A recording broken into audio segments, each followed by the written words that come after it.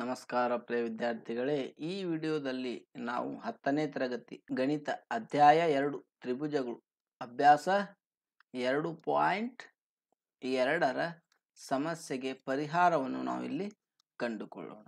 ಸಮಸ್ಯೆ ಹೀಗಿದೆ ನೋಡಿ.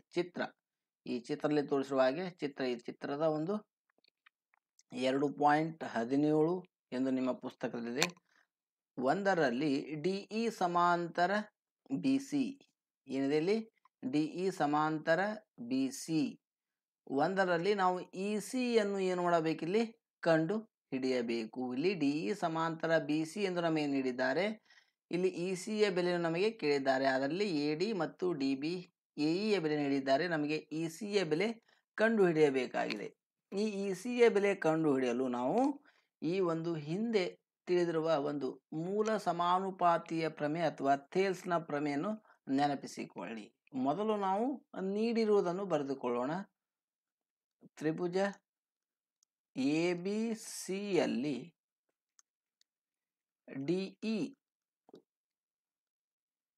ಡಿಇ ಸಮಾಂತರ ಬಿಸಿ ಮತ್ತು ನಮಗೆ ಏನು ಬೆಲೆ ನೀಡಿದ್ದಾರೆ ಇಲ್ಲಿ, AD = 1.5 centimetre, DB = 3 centimetre, AE = 1 centimetre. ಆದರೆ ಇಸಿಯ ಬೆಲೆ ಎಷ್ಟು ಎಂದು ಕೇಳಿದ್ದಾರೆ. ಈ ಒಂದು ಸಮಸ್ಯೆಗೆ ನಾವು ಪರಿಹಾರವನ್ನು ಕಂಡುಕೊಳ್ಳಲು ಮೂಲ ಸಮಾನುಪಾತೀಯ ಪ್ರಮೇಯ ಅಥವಾ ಥೇಲ್ಸನ್ನ ಪ್ರಮೇಯ ಅಥವಾ ನಿಮ್ಮ ಪುಸ್ತಕದಲ್ಲಿರ್ತಕ್ಕಂಥ 2.1 ಪ್ರಮೇಯ ಅದು ಏನು ಹೇಳುತ್ತದೆ, ತ್ರಿಭುಜದ ಎರಡು ಬಾಹುಗಳನ್ನು ಎರಡು ವಿಭಿನ್ನ ಬಿಂದುಗಳಲ್ಲಿ ಛೇದಿಸುವಂತೆ. ತ್ರಿಭುಜ ಯಾವುದಿಲ್ಲಿ, ಎಬಿಸಿ. ತ್ರಿಭುಜದ ಎರಡು ಬಾಹುಗಳನ್ನು ಎರಡು ವಿಭಿನ್ನ ಬಿಂದುಗಳು ಡಿ ಮತ್ತು ಇ ಎರಡು ವಿಭಿನ್ನ ಬಿಂದುಗಳಲ್ಲಿ ಛೇದಿಸುವಂತೆ ಒಂದು ಬಾಹುವಿಗೆ, ಇನ್ನೊಂದು ಬಾಹು ಯಾವುದು ಹೇಳೋಣ ಇಲ್ಲಿ, ಬಿಸಿ. ಒಂದು ಬಾಹುವಿಗೆ ಸಮಾಂತರವಾಗಿ ಎಳೆದ ಸರಳ ರೇಖೆಯು ಉಳಿದೆರಡು ಬಾಹುಗಳು ಯಾವ ಹೇಳೋಣ ಇಲ್ಲಿ, ಎ ಬಿ ಮತ್ತು ಎ ಸಿ, ಉಳಿದೆರಡು ಬಾಹುಗಳನ್ನು ಸಮಾನುಪಾತದಲ್ಲಿ ವಿಭಾಗಿಸುತ್ತದೆ. ಅಂದರೆ ಪ್ರಿಯ ವಿದ್ಯಾರ್ಥಿಗಳೇ, ಈ ಡಿಇ ಅಂತಕ್ಕಂಥ ಸರಳ ರೇಖೆ ಈ ಎ ಬಿ ಮತ್ತು ಎ ಸಿಯನ್ನು ಸಮಾನುಪಾತದಲ್ಲಿ ವಿಭಾಗಿಸುತ್ತದೆ. ಸಮಾನುಪಾತದಲ್ಲಿ ವಿಭಾಗಿಸುತ್ತದೆ ಎಂದರೆ ನಾವು ಇದನ್ನು ಹೇಗೆ ಬರೆದುಕೊಳ್ಳಬಹುದು, A D by D B A E by E C. ಈ ಒಂದು ಹಿಂದಿನ ವಿಡಿಯೋದಲ್ಲಿ ನಾನು ನಿಮಗೆ ಪ್ರಮೇಯ 2.1 2.2 ಅದಕ್ಕೆ ಸಂಬಂಧಿಸಿದ ಉಪಪ್ರಮೇಯಗಳನ್ನು ಕೂಡ ನಾನು ನಿಮಗೆ ತಿಳಿಸಿದ್ದೇನೆ. ನೀವೇನಾದರೂ ಆ ವಿಡಿಯೋಗಳನ್ನು ನೋಡದೇ ಇದ್ದಲ್ಲಿ ಮೇಲೆ ಕಾಣುತ್ತಿರ್ತಕ್ಕಂಥ ಒಂದು ಐ ಬಟನ್ ಅನ್ನು ಕ್ಲಿಕ್ ಮಾಡಿ ನೀವು ಸಂಪೂರ್ಣವಾಗಿ ಅದರ ಬಗ್ಗೆ ನೋಡಿ ತಿಳಿದುಕೊಳ್ಳಬಹುದು. ಈಗ ಪ್ರಮೇಯ ಪ್ರಕಾರ ಯಾವ ಪ್ರಮೇಯ, ಮೂಲ ಸಮಾನುಪಾತೀಯ ಪ್ರಮೇಯ ಏನಾಗುತ್ತೆ ಹೇಳೋಣ. ಇಲ್ಲಿ ಏನಿದೆ, ಇಲ್ಲಿ ನಮಗೆ ಡಿಇ ಸಮಾಂತರ ಬಿಸಿ. ಡಿಇ ಸಮಾಂತರ ಬಿಸಿ ಆದಾಗ ಈ ಡಿಇ ಸರಳ ರೇಖೆಯು ಎ ಬಿ ಮತ್ತು ಎ ಸಿ ಯನ್ನು ಸಮಾನುಪಾತದಲ್ಲಿ ವಿಭಾಗಿಸುತ್ತದೆ. ಅಂದರೆ ಎ ಡಿ ಭಾಗಲೆ ಡಿ ಬಿ, ಎ ಡಿ ಭಾಗಿಲೆ ಡಿ ಬಿ ಹಾಗೂ ಎಇ ಭಾಗಿಲೆ ಇ ಸಿ. ಈಗ ನಮಗೆ ಏನಿದೆ, ಎ ಡಿಯ ಬೆಲೆ ನೀಡಿದೆ. ಎ ಡಿಯ ಬೆಲೆ ಎಷ್ಟಿದೆ ನೋಡಿ ಇಲ್ಲಿ, 1.5 ಭಾಗಿಲೆ ಡಿ ಬಿಯ ಬೆಲೆ 3 ಎಇಯ ಬೆಲೆ 1, ಇ ಸಿಯ ಬೆಲೆ ನಾವು ಕಂಡುಹಿಡಿಯಬೇಕಾಗಿದೆ. ಅದನ್ನು ಹಾಗೆ ಬರೆದುಕೊಳ್ಳೋಣ.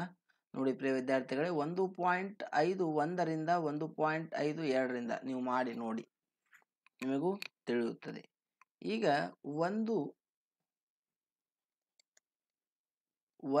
ಭಾಗಿಲೆ 2 = 1 ಭಾಗಿಲೆ ಇ ಸಿ. ಇದನ್ನು ನಾವು ಓರೆ ಗುಣಾಕಾರ ಮಾಡೋಣ. ಏನಾಗುತ್ತೆ ಇಲ್ಲಿ, E C 1 into E C = 1 into 2, ಅಂದರೆ ಇ ಸಿ = 2 ಸೆಂಟಿಮೀಟರ್. ಇವು ಬಹಳ ಸುಲಭವಾಗಿರ್ತಕ್ಕಂಥ ಲೆಕ್ಕಗಳಿವೆ. ನಿಮಗೆ ಏನಾದರೂ ಇದರಲ್ಲಿ ಡೌಟ್ ಇದ್ದರೆ ನೀವು ಕಮೆಂಟ್ ಮಾಡಿ. ಈಗ ಮುಂದಿನ ಒಂದು ಸಮಸ್ಯೆಗೆ ಪರಿಹಾರವನ್ನು ಕಂಡುಕೊಳ್ಳೋಣ. ಈ ಒಂದು ಮುಖ್ಯ ಪ್ರಶ್ನೆ 1ರಲ್ಲಿನ ಒಂದು ಎರಡನೆಯ ಸಮಸ್ಯೆ. ಇಲ್ಲಿ ಡಿಇ ಸಮಾಂತರ ಬಿಸಿ ಎಂದು ನೀಡಿದ್ದಾರೆ. ಇಲ್ಲಿ ಎ ಡಿಯನ್ನು ಕಂಡುಹಿಡಿಯಿರಿ ಎಂದು ನಮಗೆ ಹೇಳಿದ್ದಾರೆ. ಆದರೆ ಡಿ ಬಿ ಮತ್ತು ಎ ಇ ಮತ್ತು ಇ ಸಿಯ ಬೆಲೆಯನ್ನು ನಮಗೆ ನೀಡಿದ್ದಾರೆ. ಇದು ಕೂಡ ನಾವು ಮೂಲ ಸಮಾನುಪಾತೀಯ ಪ್ರಮೇಯ. ಇಲ್ಲಿ ಡಿ ಇ ಸಮಾಂತರ ಬಿ ಸಿ ತ್ರಿಭುಜದ ಒಂದು ಬಾಹುವಿಗೆ ಸಮಾಂತರವಾಗಿ ಎಳೆದಿರ್ತಕ್ಕಂಥ ರೇಖೆ ಉಳಿದೆರಡು ಬಾಹುಗಳನ್ನು ಸಮಾನುಪಾತದಲ್ಲಿ ವಿಭಾಗಿಸುತ್ತದೆ. ಅಂದರೆ ಇಲ್ಲಿ ಡಿ ಇಗೆ ಸಮಾಂತರವಾಗಿ ಯಾವುದಿದೆ, ಬಿ ಸಿ ಇದೆ ಎಂದು ಹೇಳುತ್ತಿದ್ದಾರೆ. ಅಂದರೆ ಇಲ್ಲಿ ಡಿ ಇ ಅಂತಕ್ಕಂಥ ಒಂದು ಸರಳ ರೇಖೆಯು ಈ ಎ ಬಿ ಮತ್ತು ಎ ಸಿಯನ್ನು ಸಮಾನುಪಾತದಲ್ಲಿ ವಿಭಾಗಿಸುತ್ತದೆ. ಅದರ ಪ್ರಕಾರ ನಾವು ಇಲ್ಲಿ ಬರೆದುಕೊಂಡು ಪರಿಹಾರವನ್ನು ಕಂಡುಕೊಳ್ಳೋಣ. ಮೊದಲು ಏನು ನೀಡಿದ್ದಾರೆ ಬರೆದುಕೊಳ್ಳಬೇಕು. ತ್ರಿಭುಜ ಎ ಬಿ ಸಿಯಲ್ಲಿ ಎ ಬಿ ಸಿಯಲ್ಲಿ ಡಿ ಇ ಸಮಾಂತರ ಬಿ ಸಿ. ಇಲ್ಲಿ ನಮಗೆ ಎ ಡಿಯ ಬೆಲೆ ನೀಡಿಲ್ಲ, ಎ ಡಿ ಅಳತೆ ಕಂಡುಹಿಡಿಯಬೇಕು. ಡಿ ಬಿ ಎಷ್ಟಿದೆ ಇಲ್ಲಿ 7.2 ಸೆಂಟಿಮೀಟರ್, ಎ ಇ 1.8 ಸೆಂಟಿಮೀಟರ್ ಹಾಗೂ ಇ ಸಿಯ ಬೆಲೆ 5.4 ಸೆಂಟಿಮೀಟರ್ ಎಂದು ನೀಡಿದ್ದಾರೆ. ಈಗ ಪ್ರಮೇಯ ಯಾವುದರ ಪ್ರಕಾರ, 2.1 ಥೇಲ್ಸ್ ಪ್ರಮೇಯ ಅಥವಾ ಮೂಲ ಸಮಾನುಪಾತೀಯ ಪ್ರಮೇಯ ಪ್ರಕಾರ ನಮಗೇನಾಗುತ್ತದೆ, ಇಲ್ಲಿ ಎ ಬಿ ಮತ್ತು ಎ ಸಿ ಬಾಹುಗಳನ್ನು ಡಿ ಏನು ಮಾಡುತ್ತದೆ, ಇಲ್ಲಿ ಸಮಾನುಪಾತದಲ್ಲಿ ವಿಭಾಗಿಸುತ್ತದೆ. ಅಂದರೆ ಪ್ರಮೇಯ ಪ್ರಕಾರ ಎ ಡಿ ಭಾಗಿಲೆ D B is equal to A E C. ಇಲ್ಲಿ ಎ ಡಿಯ ಬೆಲೆ ನಮಗೆ ನೀಡಿಲ್ಲ, ಹಾಗೆ ಬರೆದುಕೊಳ್ಳೋಣ. ಡಿ ಬಿಯ ಬೆಲೆ 7.2, ಎ ಇಯ ಬೆಲೆ 1.8, ಇ ಸಿಯ ಬೆಲೆ 5.4. ನೋಡಿ ಪ್ರಿಯ ವಿದ್ಯಾರ್ಥಿಗಳೇ, ಈಗ 7.2 ನಾವು ನಮಗೆ ಬೇಕಾಗಿರುವ ಬೆಲೆ ಯಾವುದು, ಎ ಡಿಯ ಬೆಲೆ. ಈ 7.2 ನಾವು ಬಲಭಾಗಕ್ಕೆ ತೆಗೆದುಕೊಂಡು ಹೋಗೋಣ. A D is equal to 1.8 5.4 into 7.2. ಏನು ಇಲ್ಲವೆಂದಲ್ಲಿ ಭಾಗಿಲೆ 1 ಇರ್ತದೆ. ಈ ದಶಮಾಂಶಗಳನ್ನು ನಾವು ತೆಗೆಯಬಹುದು. ಒಂದು ವೇಳೆ ಹಾಗೆ ಇಟ್ಟರೂ ಕೂಡ ಇಲ್ಲಿ ಏನು ತಪ್ಪಾಗುವುದಿಲ್ಲ. ಆದರೆ ನಾವು ಇಲ್ಲಿ ನಮಗೆ ಸರಳ ರೀತಿಯಲ್ಲಿ ಈ ಛೇದನಗಳು ಬರಬೇಕಾದಲ್ಲಿ A D is equal to 1.8 5.4.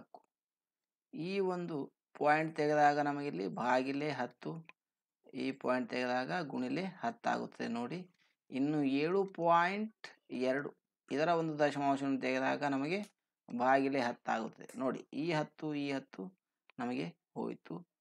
ಇಲ್ಲಿ ಏನು ಉಳಿಯಿತು ನಿಮಗೆ, 18/54. A D is equal to 18/54 into 72/10. ಈಗ ಈ 18 ಮತ್ತು 54 ಯಾವ ಒಂದು ಗುಣಲಬ್ಧದಿಂದ ಇವತ್ತನ್ನು ಛೇದ ಮಾಡಬಹುದು, ನಾವು 9ರ ಒಂದು ಗುಣಲಬ್ಧದಿಂದ.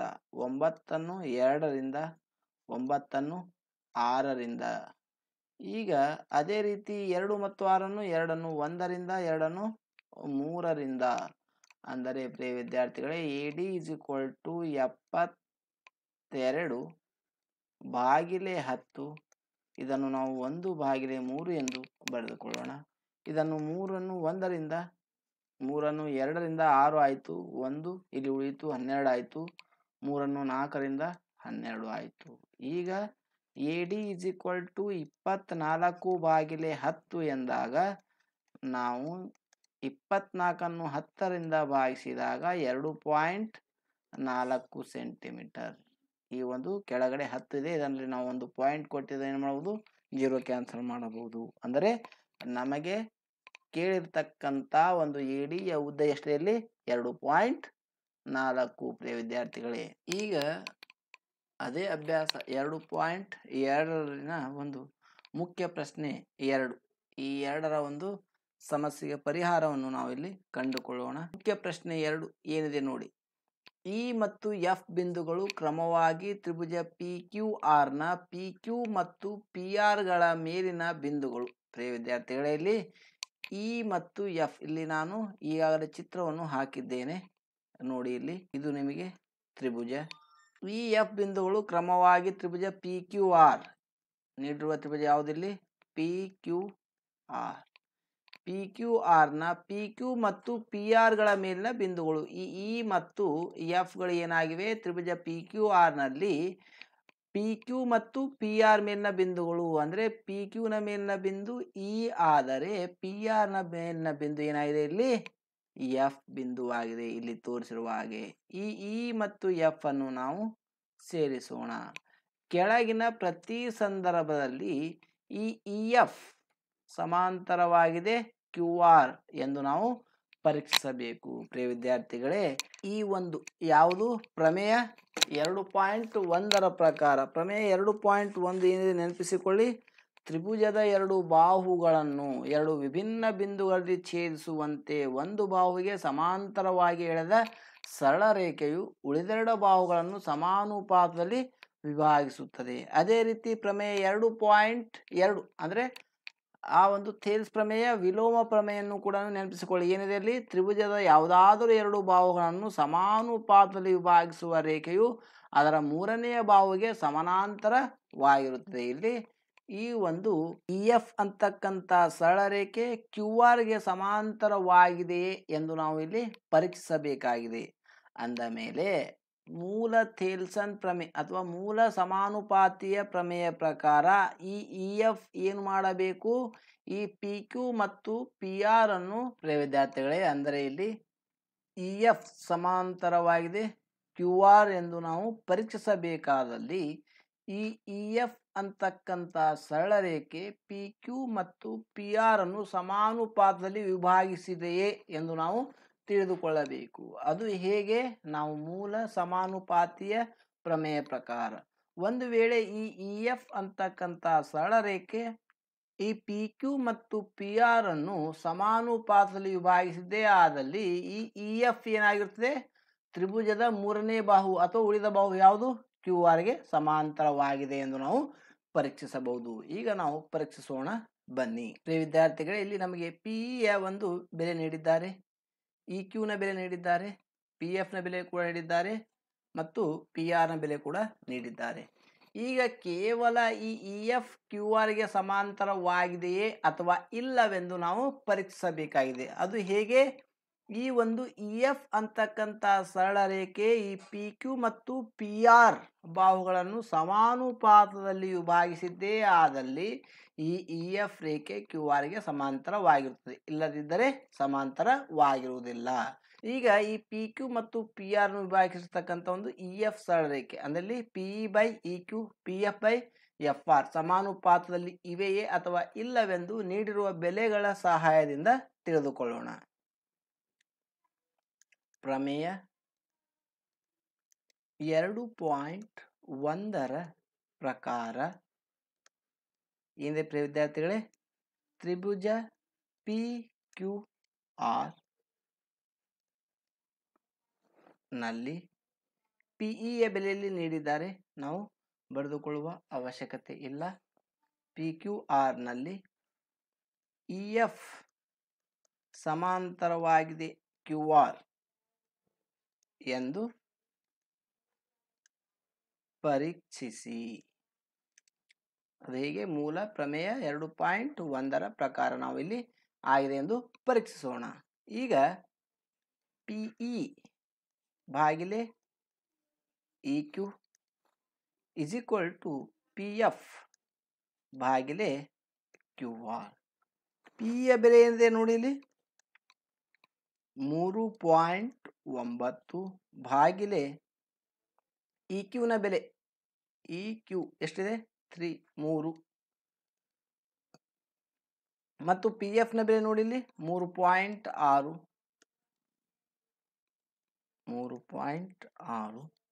ನಂತರ ಎಫ್ ಆರ್ 2.4. ಈಗ ನಾವು ಈ ಒಂದು 3.9 3ರಿಂದ 3.6 2.4ರಿಂದ ಭಾಗಿಸಲು ಸಾಧ್ಯವಾದಲ್ಲಿ ನಾವು ಇಲ್ಲಿ ಭಾಗಿಸೋಣ. ಇಲ್ಲದೇ ಇದ್ದಲ್ಲಿ ದಶಮಾಂಶವನ್ನು ತೆಗೆದು ಭಾಗಿಸಲು ನಾವು ಪ್ರಯತ್ನಿಸೋಣ. 3.9 ನಾವು 39 ಎಂದು ಬರೆದುಕೊಂಡು 3 ಇಂಟು 10 ಆಗಿ ಬರೆಯಬಹುದು. ಅದೇ ರೀತಿ 3.6 36 ಬರೆದುಕೊಂಡು ಭಾಗಿಲೆ 10, ಈ 2.4 24 ಬರೆದುಕೊಂಡು ಗುಣಿಲೆ 10 ಬರೆದುಕೊಳ್ಳಬಹುದು. ಈ 10 ಮತ್ತು 10 ನಾವು ಭಾಗಿಸೋಣ.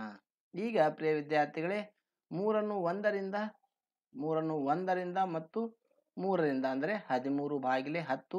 ಈಗ 12 2ರಿಂದ 12 3ರಿಂದ ನೋಡಿ, ಇಲ್ಲಿ 13 ಭಾಗಿಲೆ 10 ಉಳಿಯಿತು, ಇಲ್ಲಿ 3 ಭಾಗಿಲೆ 2 ಉಳಿಯಿತು. ಇವು ಸಮಾನುಪಾತದಲ್ಲಿ ಇಲ್ಲ.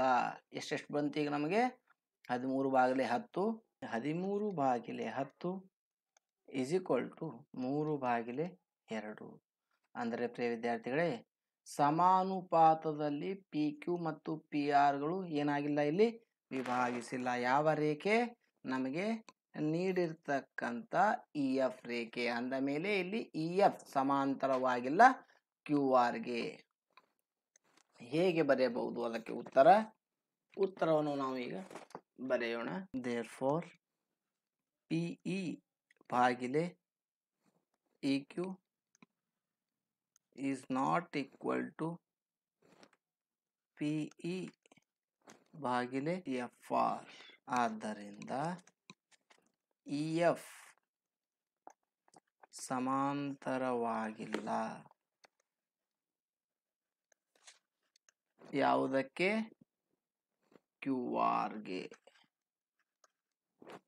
ಈಗ ನಂತರ ಅದರಲ್ಲಿನ ಇನ್ನೊಂದು ಸಮಸ್ಯೆ, ಇಲ್ಲಿ ನೀಡಿರ್ತಕ್ಕಂಥ ಎರಡನೇ ಮುಖ್ಯ ಪ್ರಶ್ನೆಯಲ್ಲಿ ಎರಡನೆಯ ಒಂದು ಸಮಸ್ಯೆಗೆ ಪರಿಹಾರವನ್ನು ನಾವಿಲ್ಲಿ ಕಂಡುಹಿಡಿಯೋಣ. ಇದು ಕೂಡ ಹಾಗೆ ಇದೆ. ಚಿತ್ರದಲ್ಲಿ ನೀಡಿರುವ ಹಾಗೆ ಇಲ್ಲಿ ಪಿ ಕ್ಯೂ ಆರ್ ತ್ರಿಭುಜವಿದೆ. ಈ ಪಿ ಕ್ಯೂ ಆರ್ ತ್ರಿಭುಜದಲ್ಲಿ ಇ ಎಫ್, ಇ ಮತ್ತು ಎಫ್ ಏನಾಗಿವೆ? ಎರಡು ಬಿಂದುಗಳಾಗಿವೆ. ಯಾವ ಬಿಂದುಗಳು? ಪಿ ಕ್ಯೂ ಮತ್ತು ಪಿ ಆರ್ ಮೇಲಿನ ಬಿಂದುಗಳಾಗಿವೆ. ಆದಾಗ ಇಲ್ಲಿ ಇ ಎಫ್ ಸಮಾಂತರವಾಗಿದೆಯೇ ಕ್ಯೂ ಆರ್ ಎಂದು ಪರೀಕ್ಷಿಸಬೇಕು. ಇದು ಕೂಡ ಹೀಗೆ. ಇಲ್ಲಿ ಈ ಪಿ ಕ್ಯೂ ಮತ್ತು ಪಿ ಆರ್ ಬಾಹುಗಳನ್ನು ಇ ಎಫ್ ಸರಳ ರೇಖೆಯು ಸಮಾನುಪಾತದಲ್ಲಿ ವಿಭಾಗಿಸಿದ್ದೇ ಆದಲ್ಲಿ ಪ್ರಮೇಯ ಪ್ರಕಾರ ಇ ಎಫ್ ಸಮಾಂತರವಾಗಿದೆ ಕ್ಯೂ ಆರ್, ಇಲ್ಲವಾದಲ್ಲಿ ಇಲ್ಲ.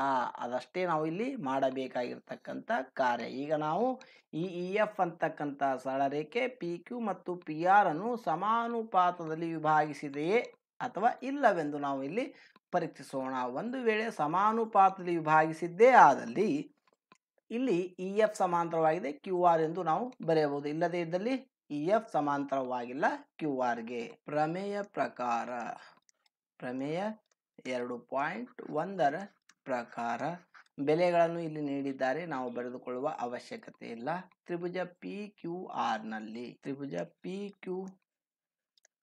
ನಲ್ಲಿ ಇ ಎಫ್ ಸಮಾಂತರವಾಗಿದೆ ಕ್ಯೂ ಆರ್ ಎಂದು ಪರೀಕ್ಷಿಸೋಣ. ಯಾವುದರ ಪ್ರಕಾರ? ಪ್ರಮೇಯ ಪ್ರಕಾರ. ನೋಡಿ, ಪ್ರಮೇಯ ಪ್ರಕಾರ ಏನಾಗುತ್ತಿಲ್ಲಿ, ಇ ಎಫ್ ಒಂದು ಸರಳ ರೇಖೆ ಇದೆ. ಈ ಇ ಎಫ್ ಸರಳ ರೇಖೆ ಪಿ ಕ್ಯೂ ಮತ್ತು ಪಿ ಆರ್ ಅನ್ನು ಸಮಾನುಪಾತದಲ್ಲಿ ವಿಭಾಗಿಸುತ್ತದೆ ಎಂದು ನಾವು ಇಲ್ಲಿ ನೋಡೋಣ. ಅಂದರೆ ಇಲ್ಲಿ ಪಿ ಇ ಅನುಪಾತೀಯ ಇ ಕ್ಯೂ, ಪಿ ಎಫ್ ಅನುಪಾತೀಯ ಎಫ್ ಆರ್ ಎಂದು ಬರೆದುಕೊಳ್ಳೋಣ. ನಮಗೆ ಮೂಲ ಸಮಾನುಪಾತೀಯ ಪ್ರಮೇಯ ಪ್ರಕಾರ ಪಿ ಇ ಭಾಗಿಲೆ E Q is equal to P F ಭಾಗಿಲೆ ಎಫ್ ಆರ್. ನೋಡಿ ಪ್ರಿಯ ವಿದ್ಯಾರ್ಥಿಗಳೇ, ಈಗ ಪಿ ಇಯ ಬೆಲೆ ಎಷ್ಟಿದೆ? 4 ಮತ್ತು ಇ ಕ್ಯೂನ ಬೆಲೆ 4.5. ಹಾಗೆಯೇ ಪಿ ಎಫ್ನ ಬೆಲೆ ಎಷ್ಟಿದೆ ನೋಡಿ, ಇಲ್ಲಿ 8 ಸೆಂಟಿಮೀಟರ್ ಹಾಗೂ ಈ ಎಫ್ ಆರ್ನ ಬೆಲೆ 9 ಸೆಂಟಿಮೀಟರ್ ಇದೆ. ನೋಡಿ, ಈಗ 4 ಭಾಗಿಲೆ 4.5 8 ಭಾಗಿಲೆ 9 ಎಂದು ಇದೆ ನಮಗಿಲ್ಲಿ ನೀಡಿದ್ದಾರೆ. ಈ 4 ನೋಡಿ, ಇಲ್ಲಿ 4 ನೀಡಿದ್ದಾರೆ, ಇಲ್ಲಿ 4.5, ಇಲ್ಲಿ ಮೇಲೆ 4 ಇದೆ. ಈ 4ಅನ್ನು 4.5ಕ್ಕೆ ನಮಗೆ ಭಾಗಿಸಲು ಸ್ವಲ್ಪ ಕಷ್ಟವೆನಿಸುತ್ತದೆ. ಅದನ್ನು ಬಿಟ್ಟು ನಾವು ಬಲಭಾಗಕ್ಕೆ ಹೋಗೋಣ. ಈಗ 8 ಇದೆ ಇಲ್ಲಿ. ಈ 8 ಈ 2ಅನ್ನು 4ರಿಂದ ಗುಣಿಸಿದಾಗ 8 ಆಗುತ್ತದೆ. ನೋಡಿ, ಎಡಭಾಗದಲ್ಲಿಯೂ ಕೂಡ ನಮಗೆ ಅಂಶವಾಗಿ 4 ಇದೆ, ಬಲಭಾಗದ ಒಂದು 8 2ರಿಂದ ಭಾಗಿಸಾಗಲು 4 ಎಂದು ಬರ್ತಿದೆ. ನಾವು ಇಲ್ಲಿ ಭಾಗಿಸಿ ನೋಡೋಣ. 2 4ರಿಂದ, ಸರಿನಾ? ಇಲ್ಲಿ 2 4ರಿಂದ ಭಾಗಿಸಿದಾಗ 1 ಉಳಿಯಿತು. ನಾವು ದಶಮಾಂಶ ನೀಡಿ ಒಂದು 0ಯನ್ನು ತೆಗೆದುಕೊಳ್ಳೋಣ. 10 ಆಯಿತು. ಏನಾಯಿತು ಇಲ್ಲಿ? 2 5ರಿಂದ ಗುಣಿಸಿದಾಗ ನಮಗೆ 10 ಆಯಿತು. ನೋಡಿ ಪ್ರಿಯ ವಿದ್ಯಾರ್ಥಿಗಳೇ, ಎಡಭಾಗದಲ್ಲಿ ಇರತಕ್ಕಂಥ 4/4.5 ಮತ್ತು ಬಲಭಾಗದಲ್ಲಿ ಕೂಡ 4/4.5 ಅಂದ ಮೇಲೆ ಈ PE ಭಾಗಿಲೆ EQ is equal to PF ಭಾಗಿಲೆ FR. ಅಂದರೆ ಇಲ್ಲಿ EF ಅಂತಕ್ಕಂಥ ಸರಳ ರೇಖೆ PQ ಮತ್ತು PR ಅನ್ನು ಸಮಾನುಪಾತದಲ್ಲಿ ವಿಭಾಗಿಸಿದೆ ಅಂದ ಮೇಲೆ ಪ್ರಮೇಯ ಪ್ರಕಾರ EF ಏನಾಗಿದೆ? ಇಲ್ಲಿ ಸಮಾಂತರವಾಗಿದೆ QRಗೆ. Therefore, PE ಭಾಗಿಲೆ EQ is equal to PF ಭಾಗಿಲೆ FR. ಇಲ್ಲಿ ನೋಡಿ, ಇಲ್ಲಿ PE ಭಾಗಿಲೆ EQ is equal to PF ಭಾಗಿಲೆ FR ಅಂದ ಮೇಲೆ ಇಲ್ಲಿ EF ಅಂತಕ್ಕಂಥ ಸರಳ ರೇಖೆ PQ ಮತ್ತು PR ಅನ್ನು ಸಮಾನುಪಾತದಲ್ಲಿ ವಿಭಾಗಿಸಿದೆ. ಆದ್ದರಿಂದ EF ಸಮಾಂತರವಾಗಿದೆ QRಗೆ. ಈಗ ನಂತರದ ಒಂದು ಸಮಸ್ಯೆಗೆ ಪರಿಹಾರವನ್ನು ಕಂಡುಕೊಳ್ಳೋಣ. ಇದು ಕೂಡ ಇಲ್ಲಿ EF ಸಮಾಂತರವಾಗಿದೆಯೇ QR ಎಂದು ನಾವು ಇಲ್ಲಿ ಪರೀಕ್ಷಿಸಬೇಕು. ಇಲ್ಲಿ ನೋಡಿ, PE 0.18 ಸೆಂಟಿಮೀಟರ್, ಹಾಗೆ PQ ನ ಬೆಲೆ 1.28, PF 0.36 ಮತ್ತು PR ನ ಬೆಲೆ 2.56 ನೀಡಿದ್ದಾರೆ. ಇಲ್ಲಿಯೂ ಕೂಡ ಈ EF ಅಂತಕ್ಕಂಥ ಸರಳ ರೇಖೆ PQ ಮತ್ತು PR ಥೇಲ್ಸ್ ಪ್ರಮೇಯ 3 ಉಪಪ್ರಮೇಯಗಳನ್ನು ನೀವು ನೆನಪಿಸಿಕೊಳ್ಳಿ. ಇಲ್ಲವಾದಲ್ಲಿ ಈ ಒಂದು ಥೇಲ್ಸ್ ಪ್ರಮೇಯ ಪ್ರಕಾರವೂ ಕೂಡ ನಾವು ಇದನ್ನು ಕಂಡು ಹಿಡಿಯಬಹುದು. ಪ್ರಿಯ ವಿದ್ಯಾರ್ಥಿಗಳೇ, ಪರಿಹಾರ: ತ್ರಿಭುಜ PQR ನಲ್ಲಿ EF ಸಮಾಂತರವಾಗಿದೆಯೇ QR ಎಂದು ಪರೀಕ್ಷಿಸಿ. ಯಾವುದರ ಪ್ರಕಾರ ಪರೀಕ್ಷಿಸೋಣ ನಾವು? ಪ್ರಮೇಯ ಪ್ರಕಾರ. ಪ್ರಮೇಯ ಪ್ರಕಾರ ಅಂದರೆ ಉಪಪ್ರಮೇಯ ಪ್ರಕಾರ ಏನಿದೆ ಇಲ್ಲಿ? ಇಲ್ಲಿಯೂ ಕೂಡ ಈ EF ಅಂತಕ್ಕಂಥ ಒಂದು ಸರಳ ರೇಖೆ ಏನಾದರೂ PQ ಮತ್ತು PR ಅನ್ನು ಸಮಾನುಪಾತದಲ್ಲಿ ವಿಭಾಗಿಸಿದ್ದೇ ಆದಲ್ಲಿ EF ಸಮಾಂತರವಾಗಿದೆ QR. ಇದನ್ನು ನಾವು ಹೇಗೆ ಬರೆದುಕೊಳ್ಳಬೇಕು? ಈ ಮುಂಚಿನ ಒಂದು ಸಮಸ್ಯೆಯಲ್ಲಿ PE ಭಾಗಿಲೆ EQ ಎಂದು ಬರೆದುಕೊಂಡಿದ್ದೆವು. ಆದರೆ ಇಲ್ಲಿ ಪ್ರಮೇಯ ಒಂದು ಉಪಪ್ರಮೇಯ ಪ್ರಕಾರ ನಾವು PE ಭಾಗಿಲೆ PQ ಮತ್ತು PF ಭಾಗಿಲೆ PR ಎಂದು ಬರೆದುಕೊಂಡು ಈ ಬಾಹುಗಳನ್ನು EF, ಯಾವ ಬಾಹುಗಳನ್ನು? PQ ಮತ್ತು PR ಬಾಹುಗಳನ್ನು EF ಒಂದು ಸಮಾನುಪಾತದಲ್ಲಿ ವಿಭಾಗಿಸಿದೆ ಎಂದು ಪರೀಕ್ಷಿಸೋಣ. PE ಭಾಗಿಲೆ PQ ಹಾಗೂ PF ಭಾಗಿಲೆ PR. PEಯ ಬೆಲೆ ಎಷ್ಟಿದೆ ನೋಡಿ ಇಲ್ಲಿ? PEಯ ಬೆಲೆ 0.18 ಭಾಗಿಲೆ PQ ನ ಬೆಲೆ 1.28 ಇಸ್ ಈಕ್ವಲ್ ಟು PF ನ ಬೆಲೆ 0.36. ನೋಡಿ, 0.36 ಭಾಗಿಲೆ 2.56. ಇಲ್ಲಿ ದಶಮಾಂಶವು ಪ್ರತಿಯೊಂದರಲ್ಲೂ 2 ಸ್ಥಾನದ ನಂತರವಿದೆ. ಈ ದಶಮಾಂಶ ಮತ್ತು ಈ ದಶಮಾಂಶ ನಾವು ತೆಗೆಯೋಣ. ಈ ದಶಮಾಂಶ ಈ ದಶಮಾಂಶವನ್ನು ತೆಗೆಯೋಣ. ಎಷ್ಟಾಯಿತು ಇಲ್ಲಿ? 18 ಭಾಗಿಲೆ 128 ಹಾಗೂ 36 ಭಾಗಿಲೆ 256. ಇಲ್ಲಿ 18 ಹಾಗೂ 128 ಇದೆ. ಅಂದರೆ ಈಗ ನಾವು ಈ 2ರ ಒಂದು ಗುಣಲಬ್ಧದಿಂದ ಭಾಗಿಸುತ್ತಾ ಬರೋಣ. 2ನ್ನು 9ರಿಂದ, 2ನ್ನು 6ರಿಂದ ಹಾಗೂ 2ನ್ನು 4ರಿಂದ. ಇಲ್ಲಿ 2ನ್ನು 1ರಿಂದ ಹಾಗೂ 2ನ್ನು 8ರಿಂದ, 2ನ್ನು 1ರಿಂದ, 2ನ್ನು 2ರಿಂದ, 2ನ್ನು ಎಷ್ಟರಿಂದ? 8ರಿಂದ. ನೋಡಿ ಪ್ರಿಯ ವಿದ್ಯಾರ್ಥಿಗಳೇ, ಈಗ 9 ಭಾಗಿಲೆ 64 ಇಸ್ ಈಕ್ವಲ್ ಟು 18/128. ನೋಡಿ, ಇಲ್ಲಿ ಎಡಭಾಗದ ಒಂದು ಅಂಶವು 9 ಆಗಿದೆ, ಬಲಭಾಗದ ಒಂದು ಅಂಶ 18 ಇದೆ. ಇದನ್ನು ನಾವು 2ರಿಂದ ಗುಣಿಸಿದಾಗ ನಮಗೆ ಇಲ್ಲಿ ಎಡಭಾಗದ ಅಂಶಕ್ಕೆ ಸಮನಾಗುತ್ತದೆ. ಅದರ ಪ್ರಕಾರ ನಾವು ಈಗ ಒಂದು ಛೇದಗಳು ಕೂಡ ಸಮನಾಗುತ್ತದೆ ಎಂದು ಪರೀಕ್ಷಿಸೋಣ. ಸಮನಾಗಿದ್ದರೆ EF ಸಮಾಂತರವಾಗಿದೆ QR ಎಂದು ಬರೆಯೋಣ. 2ನ್ನು 9ರಿಂದ, 2ನ್ನು 6ರಿಂದ, 2ನ್ನು 4ರಿಂದ. ನೋಡಿ, 9/64 9/64 ಅಂದರೆ therefore PE/PQ PF/PR. therefore ಏನಾಗಿದೆ ಇಲ್ಲಿ ಈಗ EF ಸಮಾಂತರವಾಗಿದೆ QR. ಏಕೆ ಹೇಳಿ ನೋಡೋಣ.